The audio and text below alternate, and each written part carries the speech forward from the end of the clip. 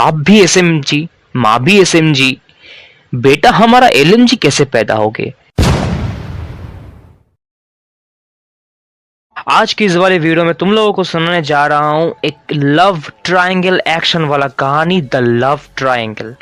तो वीडियो को बिना स्किप किए हुए पूरा देखना, तभी तुम लोगों को पूरा कहानी का कॉन्टेक्स्ट समझ आएगा।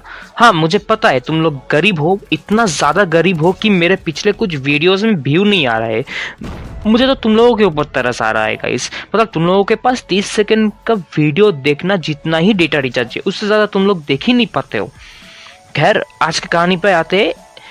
एक जमाना था जब फेनिक नाम का नौजवान मार्केट पे राज करता था, सामने पड़े बंदों को चुटकियों में खत्म कर देता था। एक दिन उसके माँ बाप उसके शादी बाइजन नाम की एक लड़की के साथ करा देता है।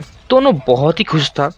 देखते ही देखते उन दोनों के घर में एक नन्ही परी आई जिसके नाम MX9 था। MX9 अपने पेरेंट्स की तरह ही एसएमजी थी, मगर उसके हर एक गुण अपने पापा जैसे थी, बल्कि उससे भी बेहतर थी। फेनिक और बाइजन बहुत ही खुश थी अपनी बेटी को लेकर, और उसके अगले ही सीजन इन दोनों के घर रोशन करके एक बेटा पैदा हुआ जिसका नाम हेड्स रखा गया। इस बार जो बेटा पैदा हुआ वो दिखता अपने माँ के जैसा ही था। उसका रीलोड, उसका मैगजीन, सब कुछ अपने माँ के जैसा ही था, मगर काम अपने पापा जैसा ही था। माँ के जैसा उसका 84 राउंड मैग था, और बाप की तरह इसके पास रैपिड फायर बैरल थी जिसे चुटकियों में सभी एनिमीज ढेर हो जाता था। सब सही चल रहा था, मगर फेनिक के दिल में हर वक्त एक ही सवाल हमेशा उठता था कि बाप भी एसएमजी, माँ भी एसएमजी, बेटा हमारा एलएमजी कैसे पैदा हो गए।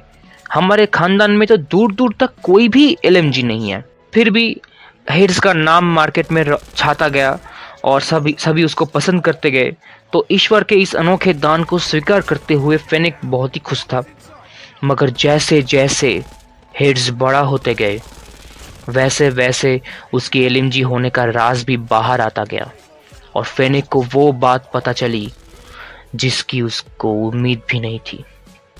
हेड्स के पास अचानक से एक क्रॉसबार आ गया जिसे वो स्कोप खोले बिना ही एनिमीज को मार सकता था, और पूरे कॉड मोबाइल के मोहल्ले में ये काम सिर्फ एक ही आदमी कर सकता था, द हैंडसम बॉय चॉपर।